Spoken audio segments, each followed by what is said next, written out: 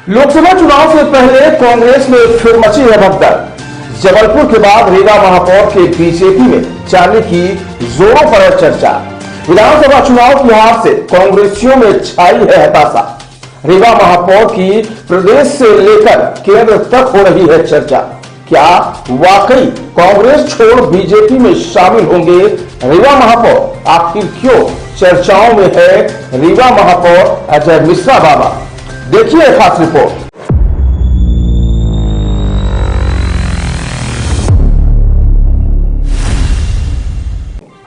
नमस्कार, आप देख रहे हैं तेज खबर 24 और आपके साथ मैं आज एक बार फिर हाजिर हूं एक बड़ी और खास खबर के साथ। दोस्तों, सियासत और राजनीति यह दोनों ही ऐसे शब्द हैं जिनकी व्याख्या जितनी की जाए उतनी ही कम है। वैसे आपने तो सुना होगा कि इश्क और जंग में सब कुछ जायज है, कुछ ऐसा ही राजनीति में भी है। दरअसल यह बात हम इसलिए कर रहे हैं क्योंकि राजनीति में इन दिनों कुछ ऐसा ही चल रहा है। कौन कब किस करवट बदल जाए कुछ नहीं कहा जा सकता। दोस्तों, घुमा फिराकर बताने से अच्छा हम आपको सीधा बता दें कि इन दिनों मध्य प्रदेश की सियासत में एक बार फिर से भूचाल आ गया है और यह भूचाल लोकसभा चुनाव से ठीक पहले कांग्रेस पार्टी में आया। मध्य प्रदेश का महाकौशल क्षेत्र यानी संस्कार धानी कहे जाने वाले जबलपुर महापौर के बीजेपी में जाने के बाद अब चर्चा रीवा महापौर की है। उनकी चर्चा रीवा से लेकर भोपाल और भोपाल से लेकर दिल्ली तक है कि जबलपुर के बाद अब रीवा महापौर अजय मिश्रा बाबा भी बीजेपी में शामिल हो सकते हैं। बता दें कि अजय मिश्रा बाबा रीवा के एक ऐसे महापौर हैं जिन्होंने बीजेपी का 20 से 25 साल पुराना किला ढहाकर कांग्रेस की जीत का परचम लहराया। अजय मिश्रा बाबा को लेकर विधानसभा चुनाव में भी काफी चर्चाएं थी और वह टिकट की रेस में भी थे। हालांकि विधानसभा में महापौर को कांग्रेस ने टिकट नहीं दिया और एक बड़े अंतर से हार का सामना करना पड़ा। इधर भाजपा से राजेंद्र शुक्ल ने 5वीं बार विधानसभा चुनाव में जीत हासिल कर प्रदेश के उप मुख्यमंत्री बनाए गए, जिसके चलते महापौर का कद बेहद ही कम हो गया।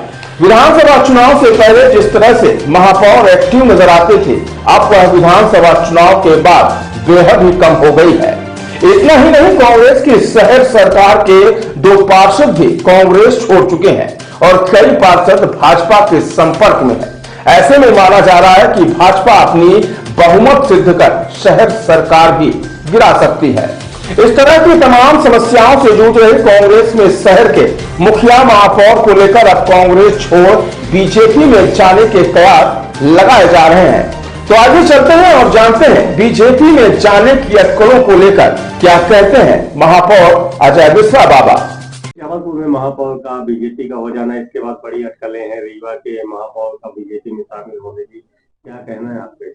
देखिए, मैं जब 7 तारीख को भोपाल से चला तो ट्रेन में था, तभी एक सम्मानित समाचार के पत्रकार का फोन आया मेरे पास कि आप क्या भाजपा में जा रहे हैं। तो मैंने उनको बताया कि मैं कांग्रेस में था, कांग्रेस में हूं और इसमें अंतिम तक रहूंगा। देखिए, कांग्रेस पार्टी से मेरी पहचान है। 33 साल हो गया हमको कांग्रेस पार्टी में रहते और कांग्रेस पार्टी के कारण ही आज हम यहाँ पर पहुंचे। तो रीवा का जनता ने एक कांग्रेस पार्टी के प्रत्याशी के ऊपर विश्वास करके उसको महापौर बनाया था। अजय मिश्रा बाबा रीवा की जनता के महापौर बने, जनता का महापौर पहली बार बना तो कांग्रेस पार्टी के टिकट पे हमको सिंबल पे हम चुनाव लड़े। कांग्रेस पार्टी ने बड़ा सम्मान दिया कि हमारे जैसे छोटे कार्यकर्ता को टिकट दिया और 2 बार हम कांग्रेस पार्टी के टिकट से पार्षद थे विभिन्न वार्डों से। तो रीवा की जनता का ये अपमान होगा अगर मैं पार्टी छोड़ जाता हूँ। जनता ने जनादेश दिया आपके पक्ष में, आप महापौर बन गए।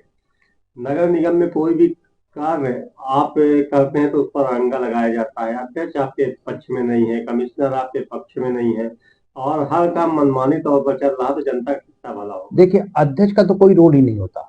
नगर निगम एक्ट में अध्यक्ष का रोल सिर्फ परिषद में होता है, लेकिन यहाँ रोल है, ऐसा समझ में आ रहा है। नहीं, कोई रोल नहीं है। वो तो क्या है कि जबरदस्ती ये भारतीय जनता पार्टी की सरकार में ये गंदगी चालू है और ये जनता बाखूबी समझ रही है। जनता को ये मालूम है कि महापौर को ही सारा पावर है। कमिश्नर जो अड़ंगेबाजी कर रही हैं, तो देखिए क्या है कि मैं किसी चीज में पीछे हटने वाला व्यक्तियों में नहीं, सही काम को रोकता नहीं और गलत काम होने नहीं देता, ऐसा मेरा सोचना है। तो जब वो सही काम होगा, जनहितैषी हितैषी काम है, वो सारे कार्य चालू हो गए। और गलत काम जितने हैं वो सब में मैं अड़ंगेबाजी करूंगा और उसको कोशिश करूंगा रोकने के लिए। एक चीज मैं आपके माध्यम से बताना चाहता हूं कि एक सहने की सीमा होती है आदमी की। जब वो सीमा क्रॉस हो जाती है, जब वो डूबने लगता है, तो अपने बचाव के लिए हाथ पांव चलाता है।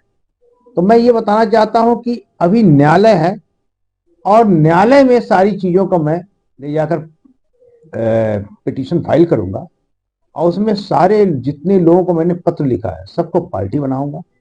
और अगर न्यायालय से हमें पूरी उम्मीद है कि हमको न्याय मिलेगा और मैं न्यायालय के दरवाजे को खटखटाऊंगा।